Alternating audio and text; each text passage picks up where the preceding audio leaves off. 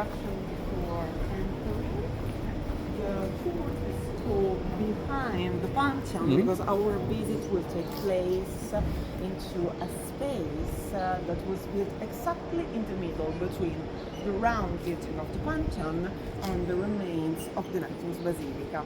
Both the monuments, so the Pantheon and the Neptune's Basilica, can be dated back to the period of the reign of the Emperor Aetius. We are between the end of the 1st century before Christ and the beginning of the 1st century after Christ. They were both commissioned by Agrippa, who was the son-in-law and the main collaborator of the Emperor Aetius. However, the structure we will visit today belongs to a later period.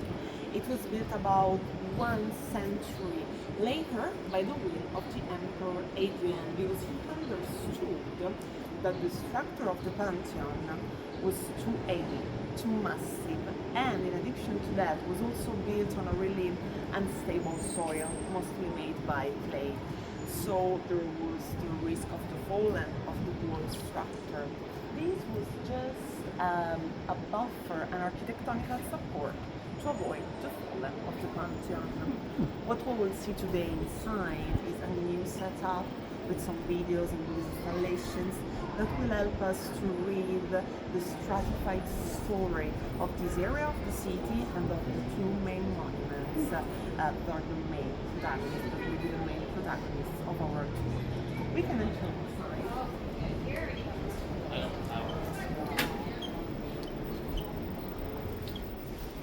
You can take a seat. Okay, the small room is a sacristy. It is also known as the Winter Chapel. This tells us a story about one of the greatest transformations in Pantheon's life. The Pantheon built by Agrippa was a pagan temple and a dynastic temple dedicated to the emperor to celebrate his reign and its new principate. However, about 6 centuries later, it was transformed from a pagan temple into a Christian church. And this happened after the donation of the Emperor Phocas. Phocas was the emperor of the Roman Eastern Empire at the beginning of the 7th century, and he donated the Pantheon to the Pope. The name of the Pope was Boniface IV. After this donation, the Pantheon was consecrated as a church under the name of Santa Maria ad Martires, a church dedicated to the Virgin and to all the Roman saints. According to the legend, the Pope, in the month and the year of the consecration, May 609, he brought here some of the relics from the Roman catacombs to give the church the holy character it deserved with the presence of some relics of the Roman saints. The main witness of this transformation, the main material evidence of this transformation, is the wooden icon of the Virgin with the baby behind me above the altar. This icon is the perfect representation of the meeting between the Christian Church and the Roman Eastern Empire. Reading the image, both the style and the iconography are typical of the Byzantine artistic tradition, of the Eastern artistic tradition. Lines are so defined, the eyes of both the Virgin and the baby are so big, so erratic, it looks like they are transported in another dimension, a divine dimension away from our human reality. The iconography is the iconography of the Virgin, so-called odigitria. Odigitria was a Greek word to say that the Virgin was the one who shows the way to the believers. After the Ephesus Council in the 4th century, the Virgin was finally defined as Theotokos, another Greek word to say that she was the Mother of God. So to underline her role in the story of the salvation, in the story of the redemption, this became the most spread iconography of the Virgin. She's holding the baby, and if you probably this is not the right distance, but on the right end of the Virgin Square there are some pieces of golden paper, fragments of golden paper. So at the origins, the right end of the Virgin was wall covered with golden paper, again to underline and to remark her presence and their role in the story of the salvation. We are not certain if this icon was made by a Byzantine artist who was here in Rome in the year of the consecration, or by a Roman artist who was looking at the Byzantine artistic tradition that during this period was widely spread also here in Italy. Is everything clear? Mm-hmm. Okay, we can move in the next room.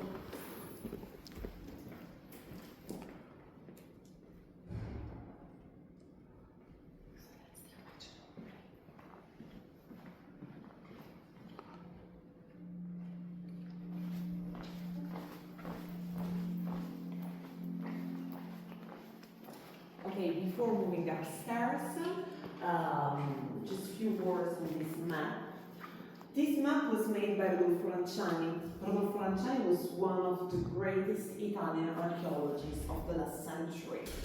He had a great idea. He made an overlap of two different maps.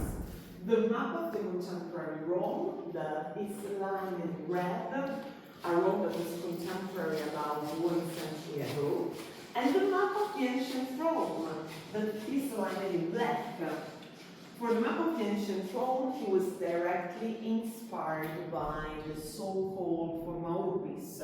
Forma Urbis was a marble map of the city of Rome, made under the reign of Septimius Severius in the 3rd century. And at the origins, it was preserved inside the Temple of Pacis, so the Temple of the Peace. Today we just have some fragments of these Forma of this marble map, and most of them are preserved inside archaeological museum of the Sea and Italy.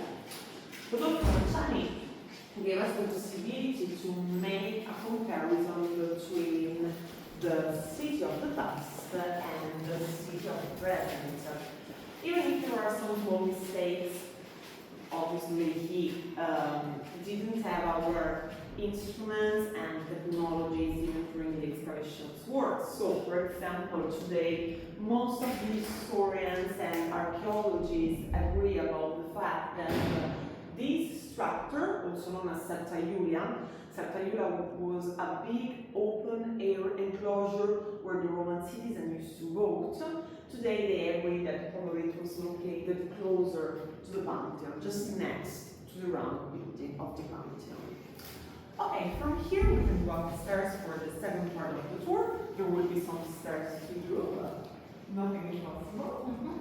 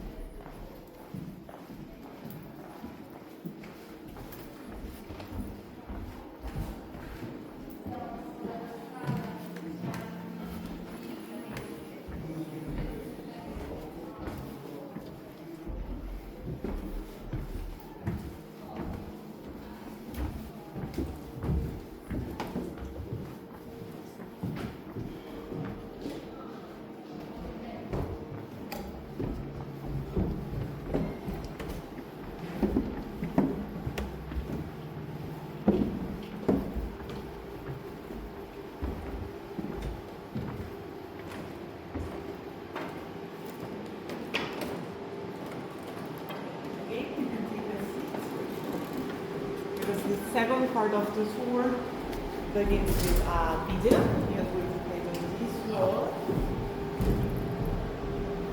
An immersive and emotional video that will show to you the games of the light entering from the people at the top of the Pantheon and trying to explain to you all the political and symbolical meanings related to the presence of this light inside the monument.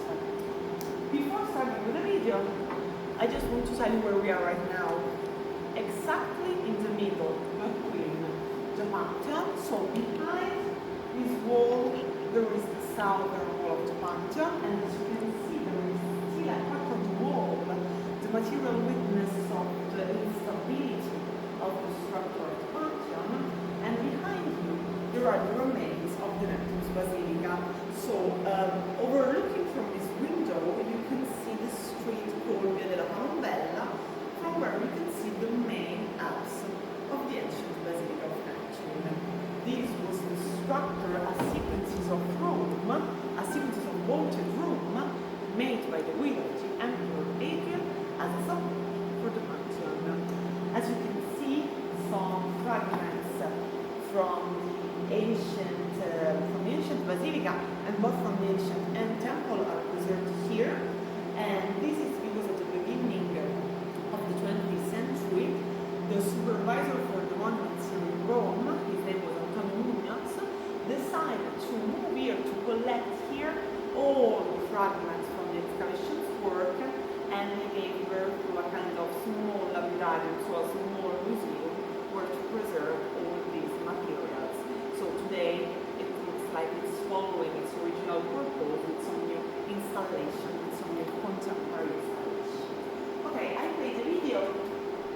It's about 5 minutes of video, so enjoy them. We'll continue with our tour.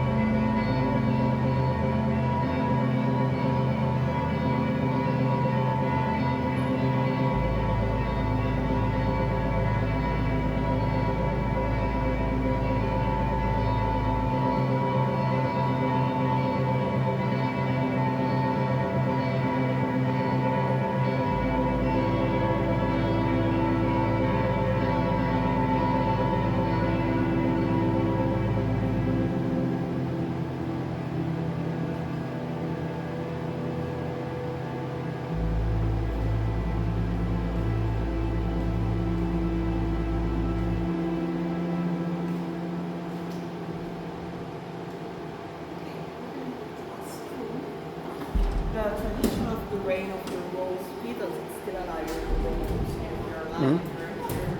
The occupant was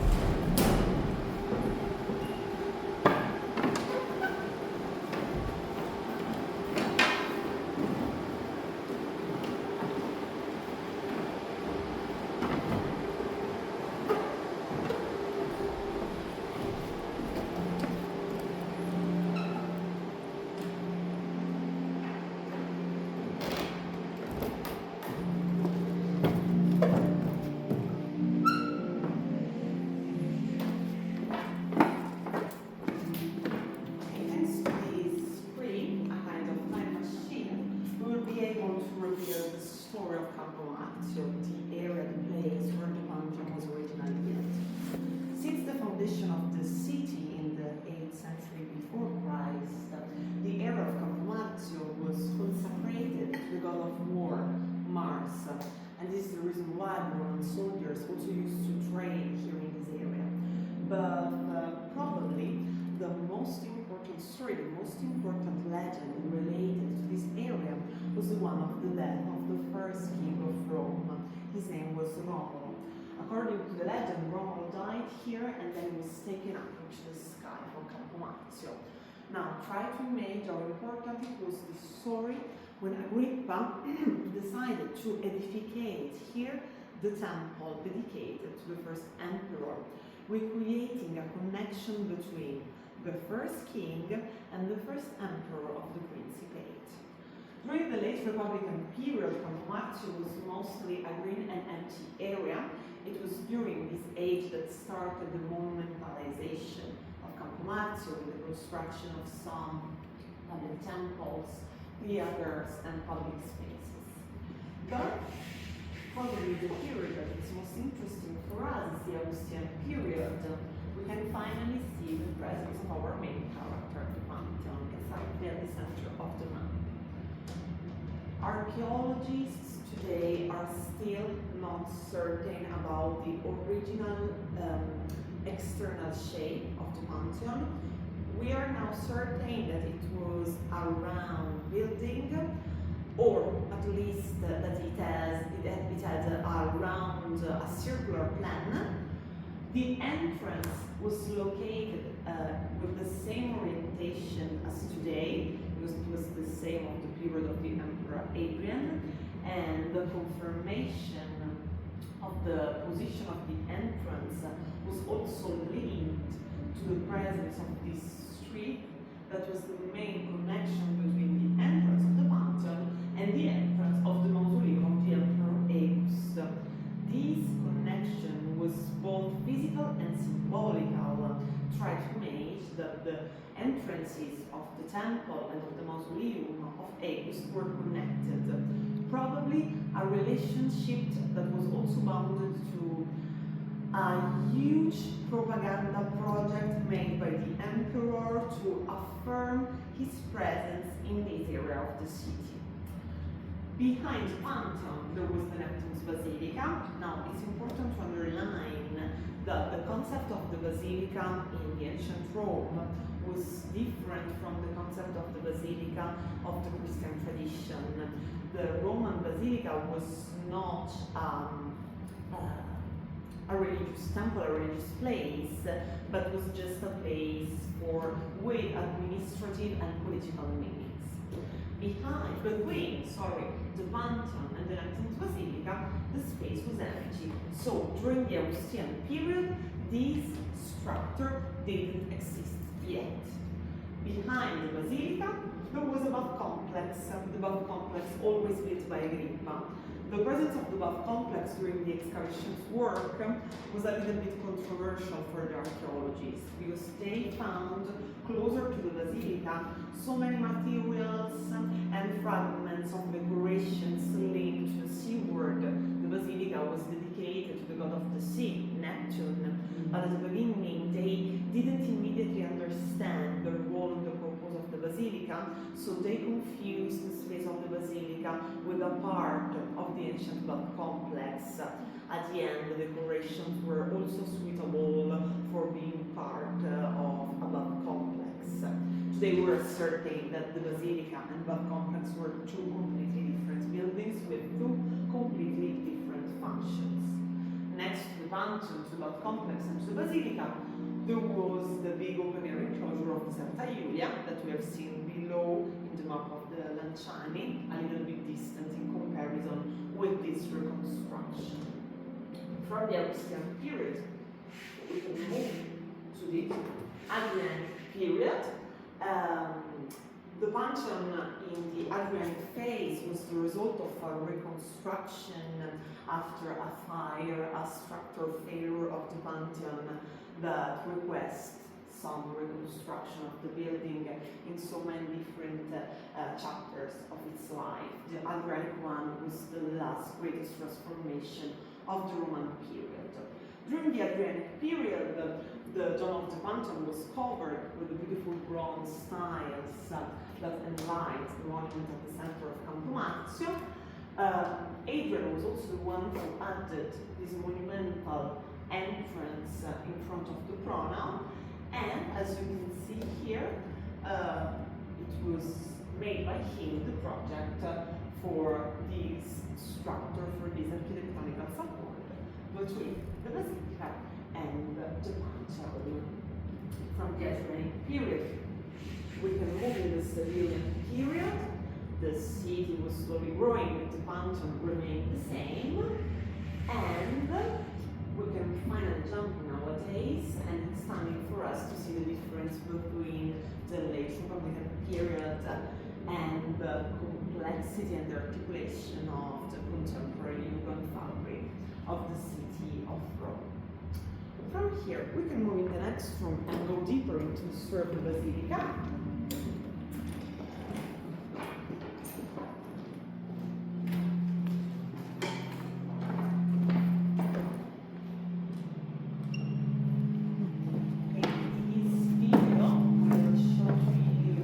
Reconstruction of the inside of the basilica that was mostly destroyed through the years. The story of the basilica was linked to a specific historical event, the victory during the naval battle of Accio. To celebrate a naval battle, the dedication to the god of the sea Neptune was perfectly suitable. This is from the outside and the reconstruction of the inside. You have to imagine that while watching the video, you were seated just above the main apse of the basilica, so just above the place where once the statue of the god Neptune was located. The walls were decorated with beautiful marble lace, niches, statues. Behind you, there are some fragments of the ancient frieze. Dolphins, fishes, trident, a shell. Everything was linked to the sea word, again to celebrate the naval battle of Accio, one of the most important victories in the career of the Emperor Augustus, when he finally defeated his main enemies, Mark Antonio and Cleopatra. He came back as a winner, and for this reason Agrippa decided to dedicate to him this basilica.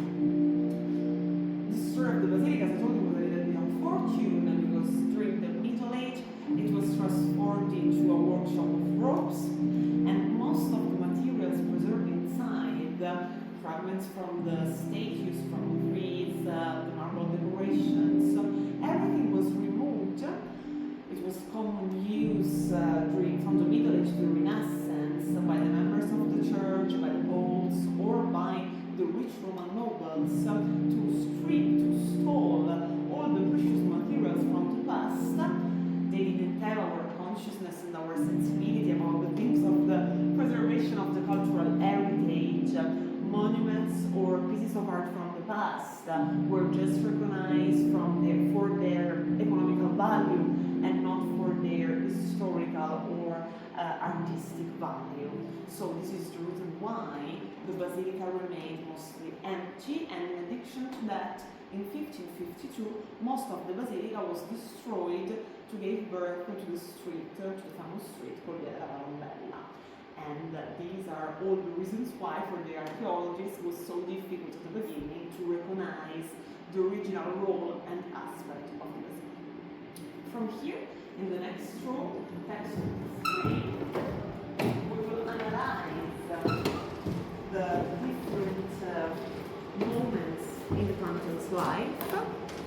So in the same years of the construction of the basilica, between the 27 and the 25 before Christ, Agrippa gave birth to this other project, the project of the Pantheon. When we think about the Greek word Pantheon, we immediately think about a temple dedicated to all the Roman gods. This was probably not true. According to Dione di Cassio, that was an important Roman historian of the 1st century, he wrote about the decorations of the Pantheon, and he told us that there were some statues of gods inside, the statue of Venus, the one of Mars, but there was also the statue of Caesar inside, and Caesar was the political father of the Emperor Augustus, and which statue was located between the columns outside next to the one of Agrippa. Again, this link was another confirmation that the Pantheon was a temple for the emperor, a temple for Augustus. The Pantheon of the Regions, as I told you, had the same plan, the same circular plan, and probably the entrance or the columns was located in the same position of the reconstruction of Adrian, but the level of the street was lower in comparison to one of the reconstruction. Now the video will show to us the height difference between the Augustan phase and the Adriatic phase, so the phase of the reconstruction. Then I talked to you about the three main hypotheses about the external structure of the Pantheon. This is so similar to the one that we have seen before. So a circular covered corridor with an open-air courtyard, then a circular open-air enclosure, and at the end, again a circular building covered with this conical dome and the presence of the opus that probably Adrian reused for the reconstruction. Just hypothesis, because we don't have any documents or confirmation about the original structure. The second phase was the Adriatic phase. Again, an image that is so similar to one that we have seen before. The monumental entrance, the pronaos, and the dome covered with the bronze tiles. The bronze was removed in the 7th century under the reign of Constantine II for the same reasons that we have seen before, and was replaced with some leaf tiles that we can still see outside covering the dome of the Pantheon. The project of the reign of the Emperor Adrian was really ambitious.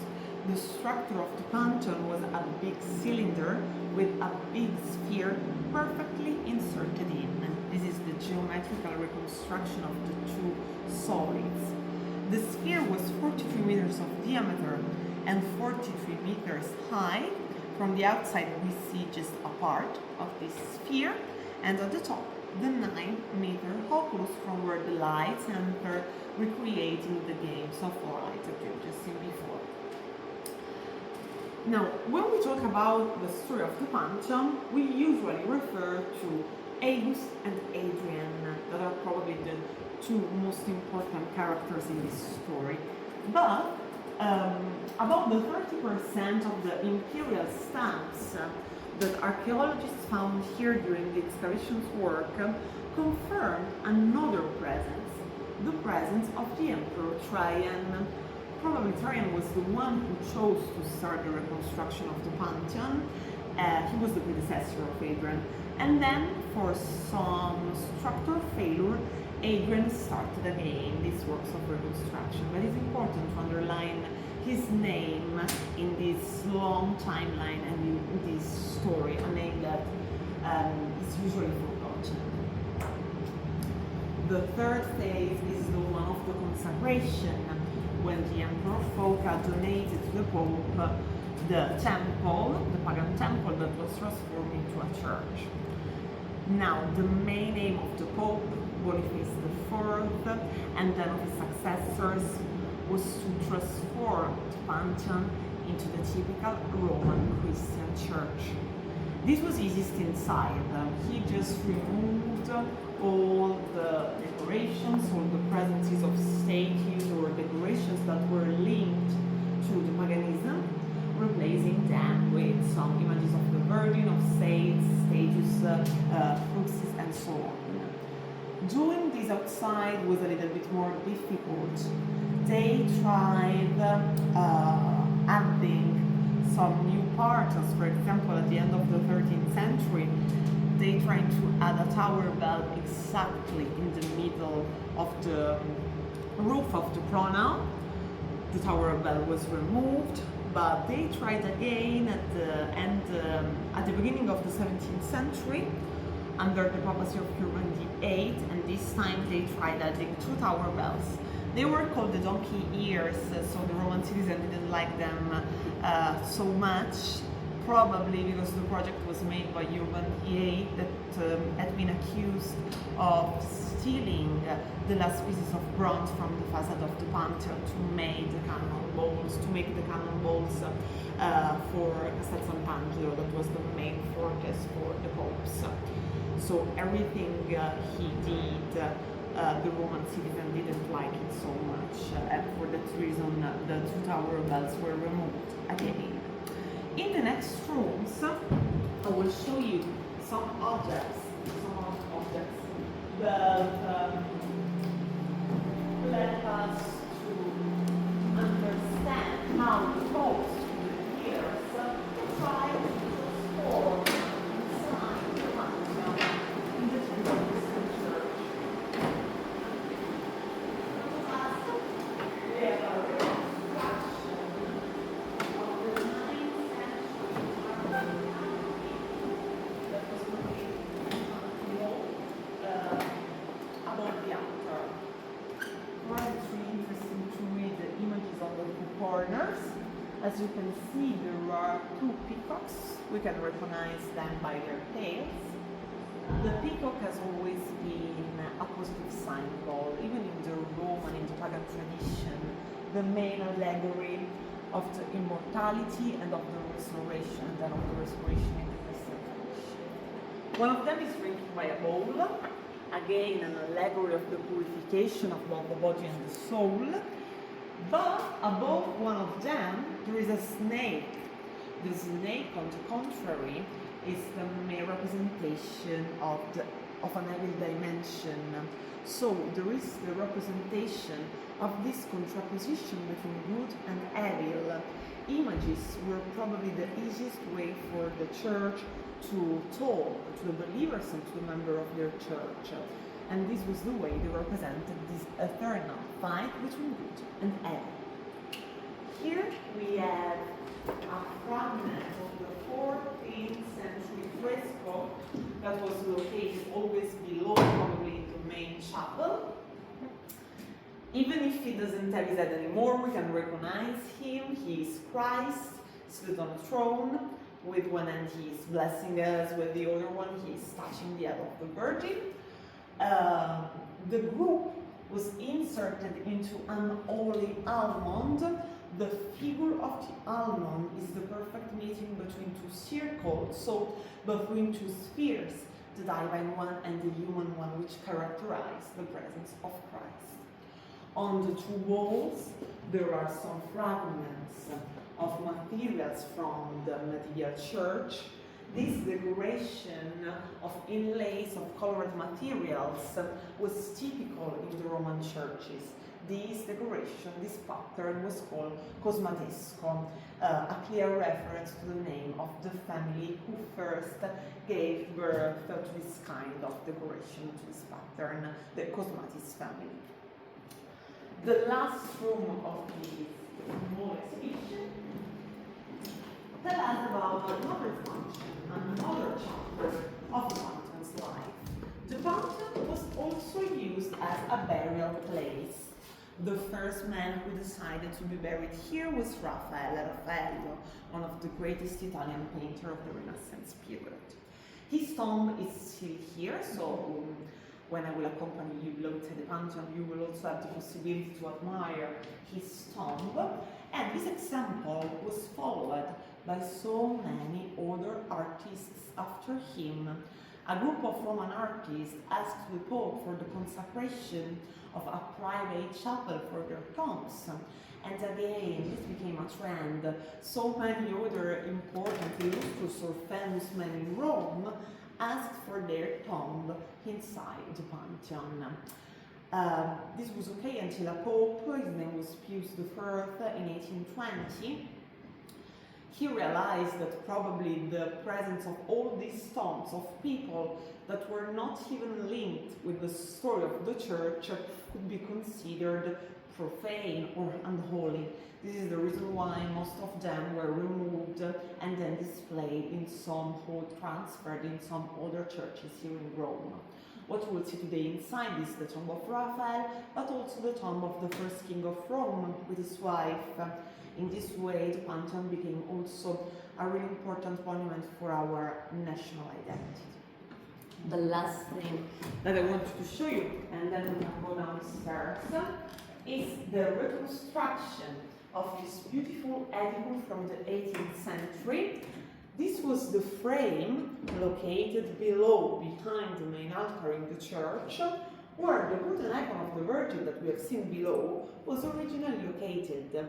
Today, the wooden icon of the Virgin in the Winter Chapel is located in a really humble and private space. But at the origins, this was the sumptuous frame where it was preserved. So there is this big difference with the past and the present. Okay, we can go downstairs. I will accompany you inside the Pantheon from a really special and secret entrance. In the meantime, if you have some questions, please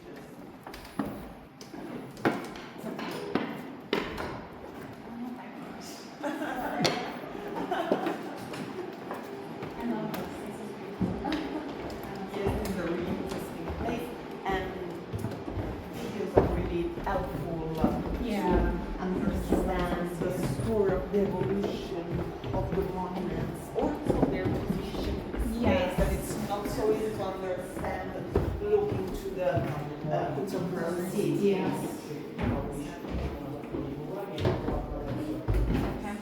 One of my favorite spots in Rome. Oh! So, when it was free, I used to come here a lot and just sit in the Pantheon. My husband promised, of course, like, we want to do it. Because I want to know more. Now it's €7. I know. So I don't just go and wander in there anymore. I used to still love things. I just be there and then walk around.